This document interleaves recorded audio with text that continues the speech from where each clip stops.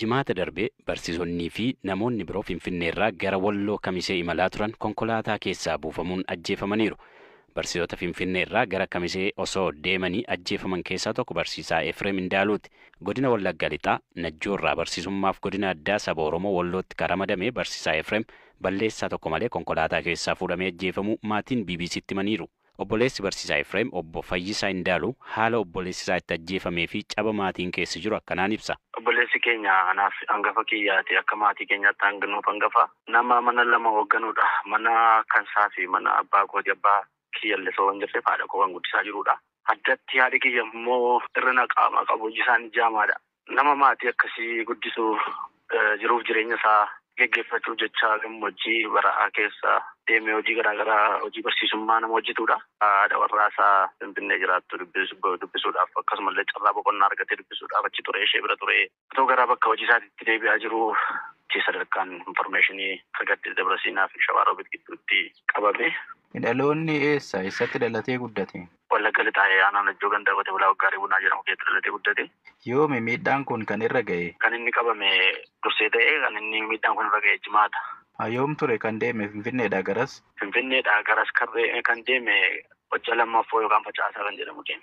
Gaafasuma qabamanii karaatti? Karaatti taataa kiyyaa buufatanii taataa namoota danuu baatee deemu keessaatti buufatanii sababii oromummaa isaatii irraan kan ka'e malee waan akka biraa hojjete tokko iyyuu hin qabu. Kan inni deemaa ture eessatti hojjeta ture? Godina addaa saba Oromoo Walloo Kamiseedha. Aanaa Artummaa Fursii yookaan Caffaa kan jedhamu keessaatti hojjeta barsiisaadha. Iddoo addaa Caffatti jedhamu irraa barsiisa. Abbaa ijoolleeti maatii qabaa? Abbaa ijoollee dubaraa nama lamaati. Reeffa isaanii argattanii awwaalle miti achumatti awwaalaman? Achumatti awwaalame malee nuti reeffa isaan arganne. Haadha warraa barsiisaa Efreem taatee aadde Eebbisee Magarsaa haala abbaan manaa isheetti ajjeefamee fi daqiiqaa dhumaatti maal akka jedheen akkanaan BBC'tti himteetti. Hojii barsiisummaati kan isaan hojjetanii kan boqonnaadhaaf utuu gara keenya dhufanii deebi'anii haala kanarraa gaafa 13 sa'aatii 6:20 qaamaan taaneen qabamanii miidhame kun irra ga'eera. Si bilbilee ture innaa qabaman? Akka qabamee innaa dawwalee ture. Maal siin jedhe? Tarii qabamnee irra kunoo nu qabaa jiru waan ta'eef nagaa gaafatee caawwadee bal'isee gatii waliin agarre garu. Bakka nu qabatanii nu buusaa jiru waan ta'eef waan isaa haala isaas waan hin beekne qabamnee waan jirruuf caawwa jedheetuma nagaan itti dhahamee ergasii guyyuma gaafa sanaa immoo sa'aatii 9 irratti bilbiluma jala qabamee sanaan dawwalee qabamnee irra bakka harka namootaa jirra ammaaf jirraa nuun jedhee ergasii bakka sanaa booda sagalee isaa dhaga'uu hin dandeenye. Ammam waliin turtan ijoollee qabdu waliin? Ijoollee 2 waliin qabna. Miidhaa ulfaataadha nuyi anis achumarra kan hin hojjechaa ture duraani. Naannoo 2004 taanee achumatti miidhama guddaa keessa kan turre nuyi.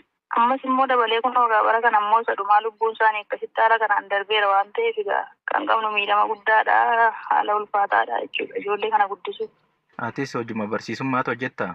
Hojii barsiisummaa haala nageenyaarraa hanga hin gadhiise jechuudha. Naannoo Amaaraa godina addaa saba Oromoo Kamiseetti jiraataa aanaa Jiillee Dhummuugaa akka ta'an obbo Muhammad Sheemuusaa Gurraachoo erga barsiisonni kunneen ajjeefamanii haalli nageenyaa naannoo isaanii jiru maal akka fakkaatu BBC'tti himaniiru.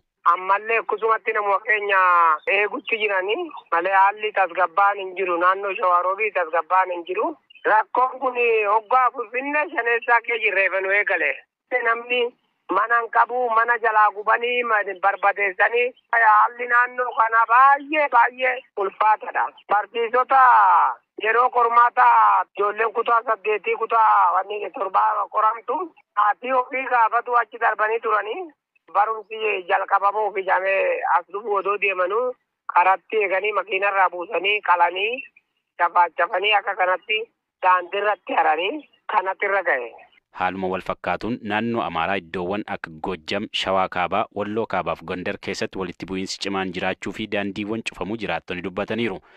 Daandiin Dabra Birhaan irraa Dassee geessu sanbata guraandhala 24 bara 2024 irraa kaasee yeroo hin murtoofneef cufamu Komaandi Poostiin Shawaa Kaabaa beeksisee ture. Komaandi Poostiin kana ka dabarsee humnoota finxaaliyyii jedheen irratti tarkaanfii fudhataa waan jiruuf namoota nagaa irra miidhaan akka hin qaqqabneef ta'uu ibseera. Haaluma wal fakkaatuun naannoo kibba Caacaatti raayyaan ittisa biyyaa socho'aa jiraachuu toora feesbuukii isaa irratti ibseera. Itti dabaluudhaan miseensotaa fi hooggantoota garee finxaaliyyii jedheen irratti tarkaanfii fudhataa jiraachuu beekseera raayyaan ittisa biyyaa. Naannoo Amaaraatti walakkeessa bara darbeetii kaasee walitti bu'iinsa hidhattoota naannicha keessa socho'anii fi humna nageenyaa mootummaa gidduutti yeroo garagaraatti mudataa jiruun sochiin idilee danqamuu, lubbuun namootaa baduu fi qabeenyaan barbadaa'uu jiraattonni irra deddeebiin ni himu. Godha wajjin hidhamee mana hidhaatti darbatamee sananii achi taa'ee bare. Akka waggaaf jajaa mana hidhaa jala galchanii keessaa fudhatanii siyaasa waan dubbanne itti du'ee itti bu'eenii namnuu galee galee bishaanitti darbatee midhaanoo namatti kenne anuuti deemnise bidee dhufee immoo mana seeraatiin gahee bideetti jalakkabe maana hiikullee jedhuudhanii aariidhaan kana baratti. Jalqaba mee akkaataa dirree waraanaatti deemtan ijoollummaarraa kaasa haala keessan natti himaa seenaa keessan. Biyyi keenya waraanii Sumaaleetiin warasamiin jedheeni bara 1969 dirree waraanaatti Ugaadeetti sammate. Naannoo waggaa ja'aatii fi Ugaadee keessa tureeni diliisaa Ugaadeetti arganne immoo sameenitti dabalamu isa jedhamu dhaqeeni haa Gibraayilii Bilee Gibraayilii Suu Gibraayilii marfanyaa liyyuu kumaandoo dhaqee akka waaqaam kibilii ta'ee marfanyaa tokkaashii moloksoo karkabata qurdatti zaraayee wal dadarras shiree adawaa aksum maatammaa matakkalii maswaatii kabbaleen achitti siitiidhaan bakka sharrukuttameeni miidhama koo kana otee nyaachuufis dadhabee shiree nyaachuufis dadhabee aarii quuqama oromootiin isaan kana ta'e ofitti gaabbeen kana baruu danda'e waan aqiibii lallaafaa waan naaf ta'u. Haala itti waraana keessaa baatan immoo natti himame. Bakkeetti dhugatee darbiin gadhiise baananan 83 walloodhaan gadi bu'ee Gondor keessa bahee Goojjam keessa bahee Bureedhaan naanna'een Xurabbaan naanna'een as gala biyya kooti. Miilla kootiin lafa deemeenii ji'a 3-7 eegan walloodhaa ka'ee kaalsii koo keessaa kumbursaan coccobee injiraan miti kumbursaan coccobee mudhii koo sinnaarri nyaatee beellis na xuuxee adagaa gidiraa meeqa argee karaa argees immoo qusulanyaa ta'ee harree dabdabarraa hiikkatte ta'anii nuti hojjennee amma kana laffaanee soorataa malee hafnee akkatti bakkeetti gatamne akkas taaneen itti ka'ee isin jedha. Waggaa meeqa turtan loltummaa keessa? Waggaa 16. Eega biyyatti deebitanii haala jireenya keessanii immoo mee natti himaa?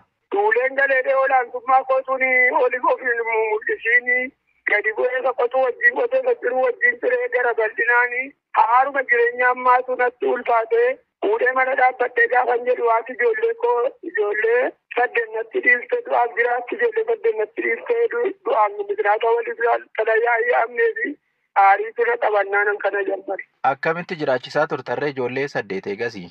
Ijoolleen egaa isaan lamaan tokko isaanii kaa'ee ittisee dhufe qabataniiru isaan lamaan tokko fuudhanii mana dhaabbataniiru amma ijoollee lama immoo barsiisaan jira tokko kutaa 9 tokko kutaa 2. Maaliin of jiraachistu maddi galii keessan maali? Haalli galii koo akkuma hakiimii kootti xinnoon lafa tokko qoreetan xiqqoo tokko isheenuu ijji wadaafiidha isheenuu Dombona nyaatte kiramtii hungeessa.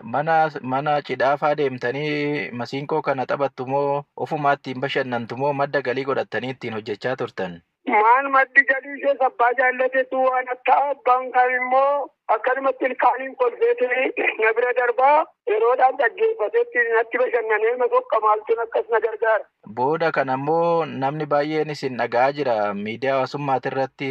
Masiinkoo keessaniin sirba mata duree adda addaa sirbituu namni baay'ee isin hordofaa jira. Mee waan tokko keessaa filadhaatii naa jedhaa. Utuun naggaa deedaa yaallaan harree koon gurguru ittan fe'adha malee tun shubbitii ta'eessu tun kilaayii ta'eessu. Narsee akkeen balleessu madeesseen darba malee. Simmoon lafa darbatu biyyoon isa darbatu. Hacaaluu bichaa miti eebbisaas na gubaa. Matuullee waddeelaale. Babbadika eekseraa. Dhagaan keessa gubatu. Waaqni nagaa siin kenni lafti nagaa siin kenni. Ingiseenu waddeelaalu. Siboota koo nyaate kaa. Utaalloon baduu jirtu. Dimsi nagalaa battee buyyaleen darbanii nagalaa battee Waaqni gadaa Oromoo waaqni hayyuu ganama dhufeenyi gidira bitimee araara buusi rabbii. Mee ennaa maseenkoo keessan kanaan geerartan walaloo duratti qophooftaniiti moo guma maseenkoo dheeftan kana hoggasuma jettu affasamuma keessa? Dura fuulduraatti qophaa'ee bisigaa bateen qolma koo kanaa wajjin waaqayyo sammuuduma koo iftooma naa godhee tananii bateen qolma koo kanaa wajjin itti yaadanii dhangachaa jira malee waliin aggaacha'e. Barreessuu dubbisuu hin dandeessanii barattanii? Lakkisaan hin danda'u. Masarata timirtii isheen kutaa tokkittiin baradhe ishee maqaa koo beekeen barramu. Walaloo kana akkamitti bartarree amma sirbaaf kan ta'u kana akkamitti bartan? Sammuudha ka maali hojiin waan hojjetan nama dhibaayii waan annaan nama dhiba malee waan hojii namatti mul'ata hojiinooti. Guyyaan keessan amma akkamitti ooltan? Maal hojjechaa ooltu?